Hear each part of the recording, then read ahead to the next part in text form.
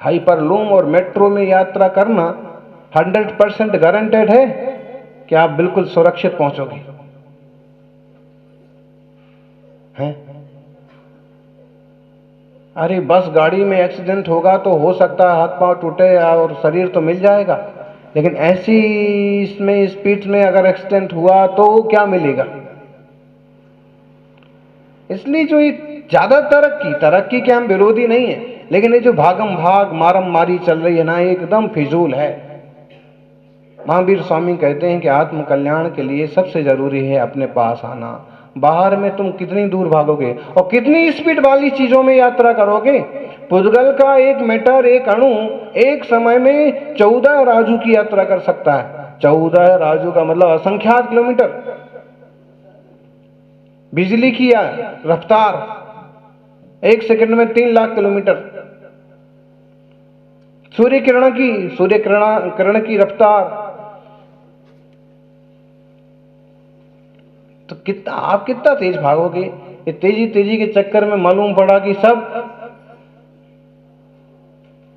बाहर की दौड़ें बहुत तेज होती जा रही हैं। थोड़ी भीतर की तरफ दौड़ हो जाए तो कल्याण हो जाए, शांति हो जाए। और संसारियों की दौड़ तो बाहर की है, सन्यासियों की दौड़ भीतर की तरफ है। संसारियों के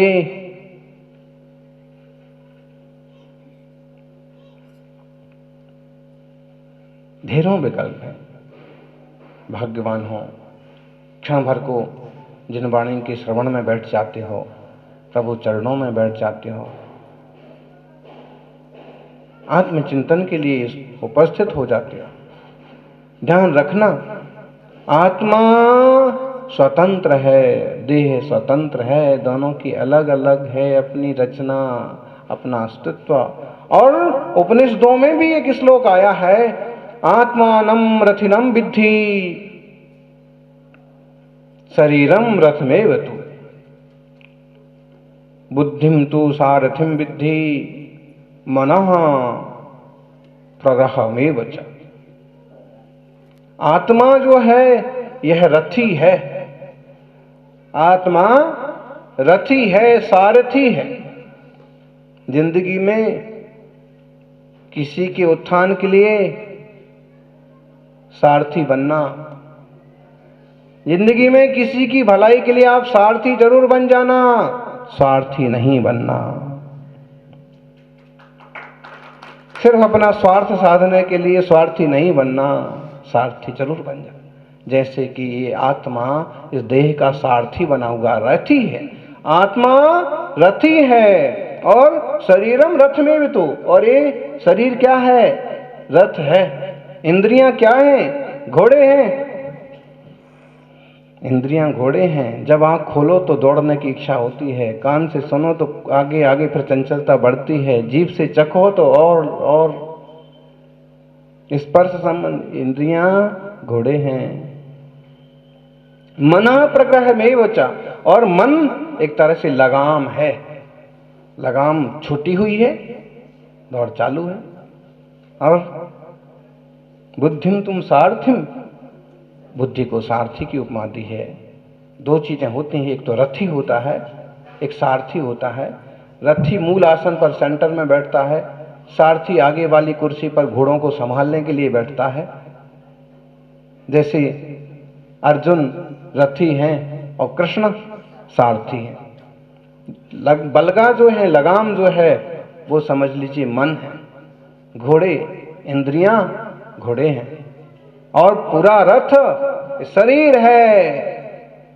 ध्यान रखना।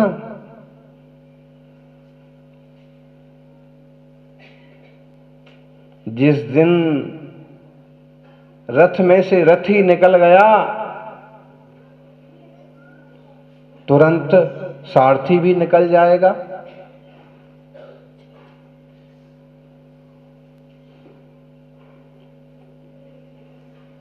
लगाम भी निकल जाएगी, घोड़े भी भाग जाएंगे, बचेगा क्या? रथ। सारथी, रथी निकल गया। फिर क्या बोलते हैं? आपने एक शब्द सुन रखा होगा, कभी कोई मर गया और फिर जब उसको ले जाने के लिए जो तैयारी करते हैं और जो लकड़ी का वो बनाते हैं, अर्थी। अर्थी मतलब क्या? कभी इसका अर्थ खोजा आपने? अर्थी का अर्थ कभी खोजा? जरूरत क्या है? बोले जिंदगी में एक ही बार तो काम पड़ता है उसका, वो भी जिंदगी में नहीं,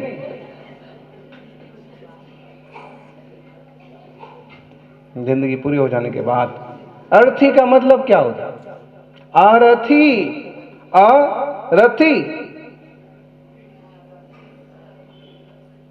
ये रथी निकल गया, इसमें रथी नहीं है, ये अरथी। सिर्फ देह है, आत्मा निकल गया है और अब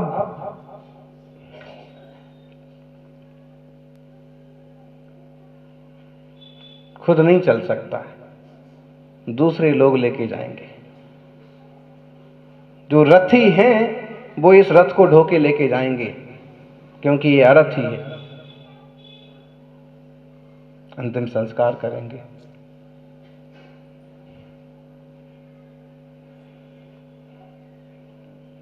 लेकिन देखना, ऐसे भी कह सकते हैं कि इंसान मरने के बाद भी दादागिरी नहीं छोड़ता है। इंसान मरने के बाद भी दादागिरी नहीं छोड़ता है। लोग पैदल चलते हैं, वो सबके कंधों पर चलता है।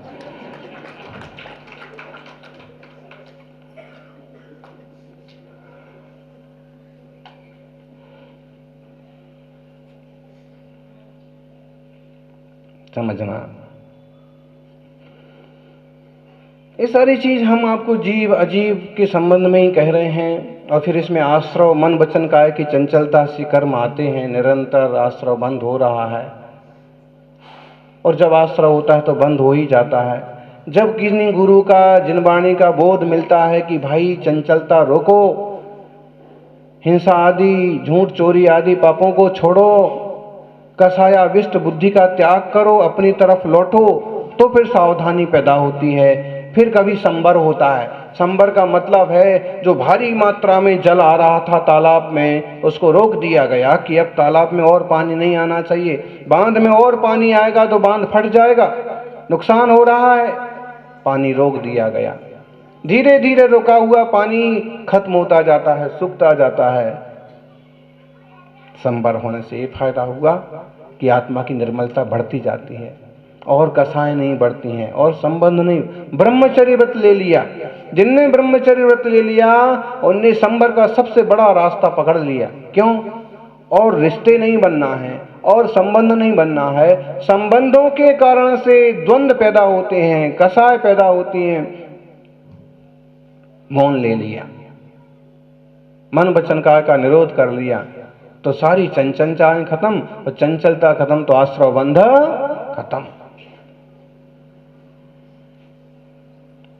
आश्रव बंध खत्म तो संबर चालू, और संबर चालू तो निर्जरा भी प्रारंभ हो जाती है। सूखने लगते हैं कर्म। कपड़ा में पानी भरा हुआ है और उसे कपड़े को धूप में डाल दिया सूखने के लिए, तो सूरज से धीरे धीरे पानी सूख जाता है, कपड़ा एकदम साफ सुथरा हल्का हो जाता है। ऐसे ही तप के माध्यम से, स्थिरता के माध्यम से कर्म भी झड़ जाते हैं। उसको चिक्कनपना नहीं मिलता है, वो रुकता नहीं है, सूख जाता है। आत्मा पवित्र हो जाता है और फिर वह आत्मा को साफ करने का डिटर्जेंट कौन सा है?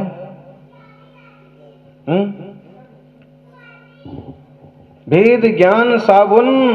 कौन से साबुन से धोने से सफाई होगी आत्मा की, चित्त की, मन की, बुद्धि की? वेद ज्ञान साबुन भयो निर्मल समरस नीर, धोबी निज ही आत्मा धोबी निज गुण चीर। और धोबी घाट कौन सा? ये धोबी घाट हो गया सत्संग, जिनवाणी का श्रवण, ये धोबी घाट हो गया। अब धोबी घाट तो फिर हम कौन हो गए?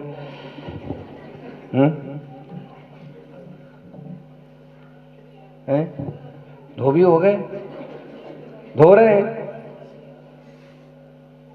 अब कौन कितना धुल रहा है, कौन कितना ज्यादा चिक्कड़ था, कौन कितना ज्यादा मैला था, कौन कितना ज्यादा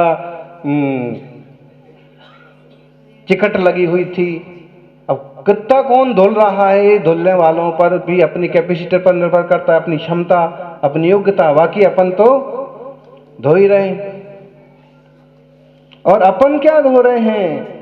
गुरुजन तो निमित्त बनते हैं, धोना तो खुद को पड़ता है।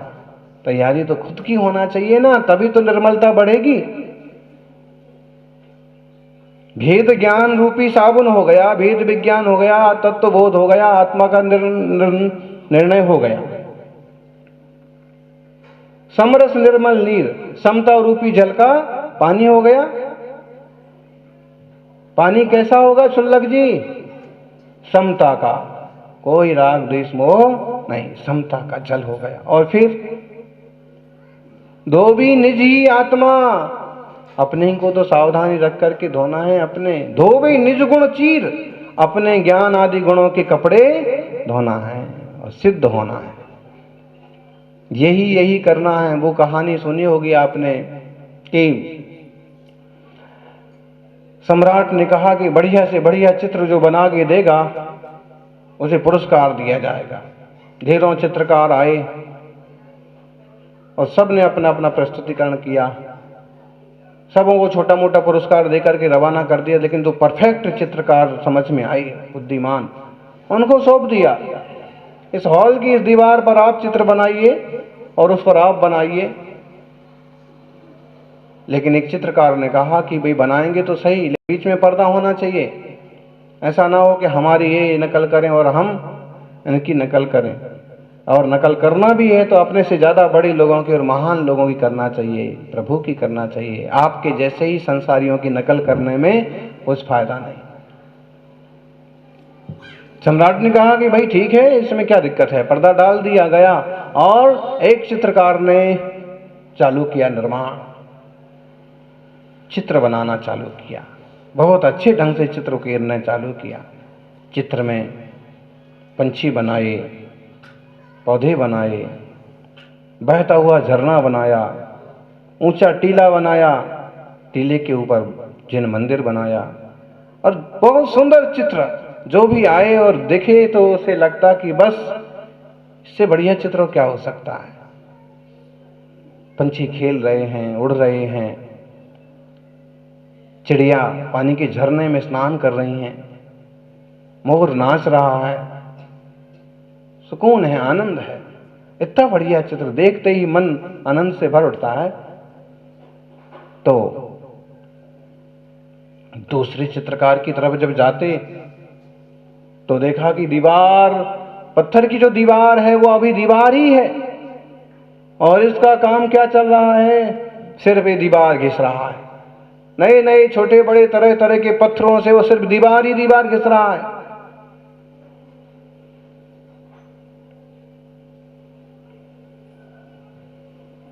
लोग सोचते कि शायद ये पागल हो गया है, इसे कहां इस पर्दा में लाके खड़ा कर दिया है, इसने तो अभी तक एक ब्रश भी पकड़ा नहीं है। जब देखो ये घिसता हुआ ही मिलता है।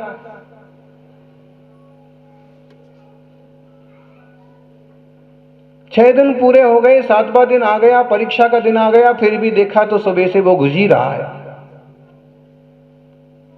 लोगों ने फिर समझाया भी, भाई कि कर क्या रहे हो, तुम्हारा दिमाग तो खराब नहीं है, चित्र कब बनाओगे, तुम्हारा रंग ऐसे रखा है, तुम्हारा ब्रश ऐसे रखा है, तुम्हारा जो कुछ दिया गया है सब, बस तुम तो घिसे जा रहे हो। कुछ नहीं कहता हूं, चुपचाप मगन रहता घिसने में। राजा तक भी खबर पहुंच गई, मंत्री तक भी पहुंच गई। उन लोगों ने भी सोचा ठीक है भाई, अपने को तो चुनाव करना है, जिसका चित्र अच्छा होगा उसको पुरस्कार देंगे, वो घिसे क्या करे, हमें उससे क्या लेना देना है। अगर वो फेल होगा तो उसको पुरस्कार नहीं मिलेगा। और जब परीक्षा की घड़ी आई राजा, मंत्री, जज, और देखे कि वो आदमी अभी भी घिस ही रहा है।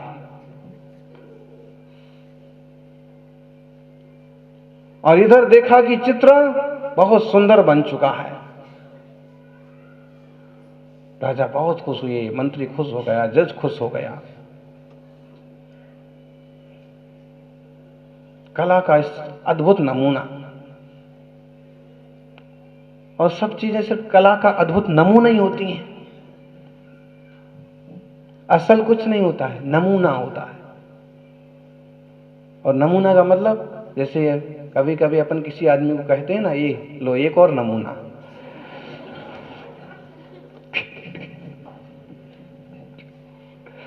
तो ये सब नमूने ही है, इसमें कोई दम नहीं है, सब चीजें यहीं की यहीं रह जाती हैं। शाश्वत तो चेतना है। जब जज ने निर्णय देना चाहा तो प्रज्ञावान मंत्री ने कहा कि जरा ठहरो, सामने वाले का भी देखें। तो सबने कहा क्या देखें, अभी भी घिस ही रहा है। राजदूत ने आके कहा हाँ हाँ महाराज, अभी घिस ही रहा है। फिर भी एक बार उससे मुलाकात कर ली जाए तो फैसला दिया जाए ना। स्पर्धा में तो वही है, जब तक वो ना स्वीकार करे हार। उसके पास गए कि भाई तुमने कुछ नहीं किया है और अब हम उन्हें जीता हुआ घोषित करते हैं, फर्स्ट पुरस्कार। उसने कहा आप सम्राट हैं, आप जज हैं, जो निर्णय करना करें, लेकिन सिर्फ इतनी सी मेरी विनती है कि काम करने के पहले जो पर्दा लटका दिया था बीच में, इसको हटा दिया जाए। और बीच का पर्दा जैसे हटाया, जैसे पर्दा हटाया, तो ये घिस घिस करके जो काम कर रहा था ना, उस सामने का पूरा रंगा हुआ चित्र इस पर पूरा फोकस करने लगा। इधर की बजाय पूरा का पूरा इस पर झलकने लगा, और उस पर तो शाइनिंग कुछ कम मालूम पड़ रही थी, इस पर फुल शाइनिंग। घिसा हुआ है, घिसा हुआ मार्बल में आपका मुंह भी दिखने लगता है, घिसा हुआ पत्थर में। और राजा ने देखा तो उसमें ये सब तो दिख ही रहा है जो वहां है, इसके अलावा एक्स्ट्रा उसमें राजा भी दिख रहा है। राजा सामने खड़ा, और सिर्फ राजा दिख नहीं रहा है, जो एक्टिंग राजा कर रहा है वो भी उसमें दर्पण के सामने। सब झकास बात क्या किया। वास्तव में पहला पुरस्कार तो इसको मिलना चाहिए। घिसने घिसने से ऐसी चमक पैदा हो सकती है कि यहाँ का चित्र यहाँ झलक सकता है। यदि ऐसे ही अपने विकारों को, कर्मों को घिस डालें तो लोकालोक का ज्ञान झलकने लग जाए तो क्या आश्चर्य की बात। बस इसी सीमा तक, इसी दशा तक हमें जाने का प्रयास करना चाहिए। और इसीलिए संयम, इसीलिए संबर, इसीलिए साधना, ये सारी चीज़ों का महत्व है कि ये चीज़ें सिर्फ आपको अपनी सफाई की तरफ प्रेरित करती हैं। ये सबसे बड़ी अपनी निर्मलता के साधन है, और इस दिशा में हम कोशिश करेंगे तो हमारी भी पूर्णता होगी, संपूर्णता होगी, संबर निर्जरा सिद्धि की मोक्ष मिलेगा। जय बोलिए 24 तीर्थंकर भगवान की।